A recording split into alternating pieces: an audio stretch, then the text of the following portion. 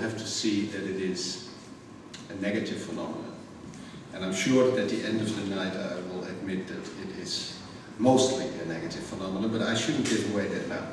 There are three things that I want to do. I want to look briefly at a bit of the history of the term. It has to do with religious issues and with political issues.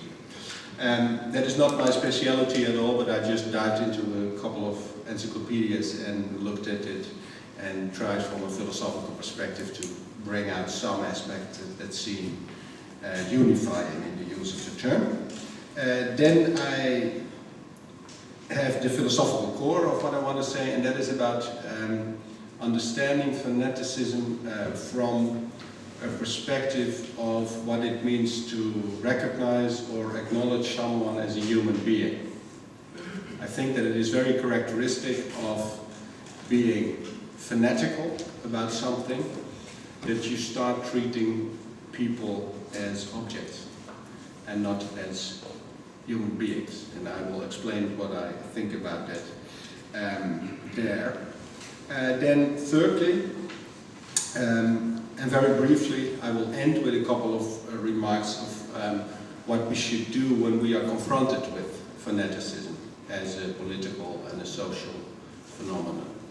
That's a lot, and I can be only brief about all of these three things. Look, historically, the Latin fanaticus comes from the Latin fas or fes, which designated a religious act on the one hand, and fanum, which designated a sanctuary, a holy place. The religious acts in question do not designate an action in accordance with religious orthodoxy, and this is, I think, important. On the contrary, the fanatic engages in cults concerning non-Roman gods, if you look at the Latin term. In early Christianity and in the Middle Ages, we see a similar use, although constellations have changed, of course. The term fanatic now designates those who engage in non-Christian religious practice and worship. So first, an original meaning of fanaticism may be said to be a religious action outside the trusted frameworks of a dominant religion. The second meaning focuses on the nature of religious inspiration, and I think that is still important too.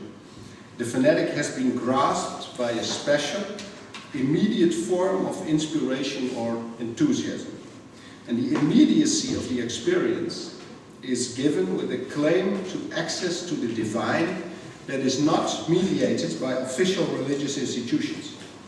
And for our purposes, thinking about what fanaticism means to us, the most interesting thing here is probably not the claim as to how we come to knowledge of God, but rather that the fanatic has this experience of the divine or of God outside of well-known mediating institutions. This makes the fanatic a stranger, an other, who is different from us.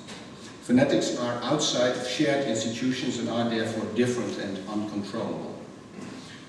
During the Reformation in Christianity, the new Protestant groups, which separated themselves from Catholicism, are the fanatics. Again, they are characterized by inner conviction, enthusiasm, and a rejection of dominant institutional forms of mediation between the human being and the divine. It is not until the period of the Enlightenment in the 17th, 18th century that a remarkable conceptual change occurs here. An attack not on those who reject religious orthodoxy, but an attack on religious orthodoxy itself now becomes central in thinking about fanaticism. Catholic faith, especially with its trust in wonders and the Church as the embodiment of the kingdom of heaven on earth, appears as superficial to many Enlightenment thinkers, as nonsense upon stilts. A defense of religious orthodoxy can now be called fanaticism, since it seems to do exactly what fanatics had always done, engage in practices and claim access to a special form of knowledge that remains hidden to those who use their common reasoning abilities. That was, of course, the core of Enlightenment thought, trust in reason.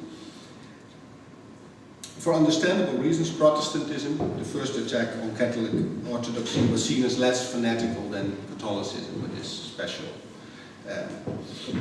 institutional political organization that made a much bigger claim on worldly power, of course, than Protestantism ever did.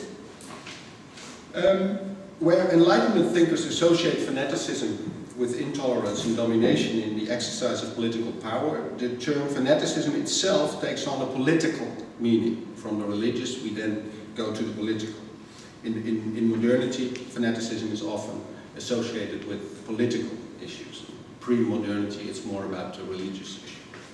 This meaning we can trace through the French Revolution, for instance, where both the Ancien regime and the Catholic Church were seen as fanatical. Of course, it wasn't long before the defenders of the revolutionary political ideas were themselves seen as fanatical, as they were in the Jacobean period, in their application of the ideals of freedom, equality and solidarity to social and political practice. What all these users have in common is not so much that the designated fanatics are outside of the center of power, for they weren't. Neither the revolutionaries nor the Ancien regime nor the Catholic Church was outside the center of power. There was a struggle going on there. But rather that they seem not to respect limits defined by human reasoning abilities. They accused each other of being fanatics when the goals that they set for themselves were seen as higher as engaging in deliberation for reaching common goals. The fanatic now is not the one who is outside of dominant religious practice, but who is outside of the realm of human reason. This is, of course, very much an Enlightenment approach. At the beginning of the 19th century, a couple of decades after the French Revolution, German philosopher Hegel describes both religious and political fanaticism as the fury of destruction. And the fanatic is unable to grasp the complex institutional and dispositional requirements, so dispositional is the requirements of the attitude that you have to take, of freedom and equality in a constitutional state. The fanatic is motivated by a blind passion that will not be tamed by the stabilizing social structures and the use of reason in society.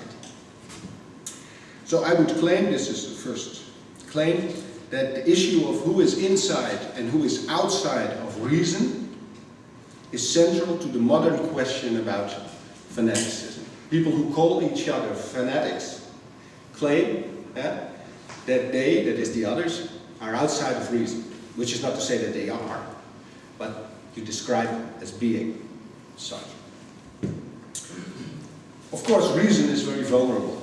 So those who want to go beyond respect for institutional and dispositional requirements of freedom and reason can seek to go beyond reason.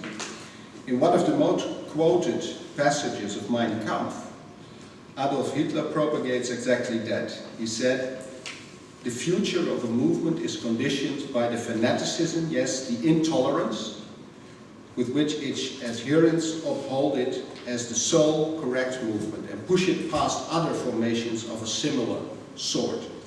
Can you repeat that phrase again? Yes. The future of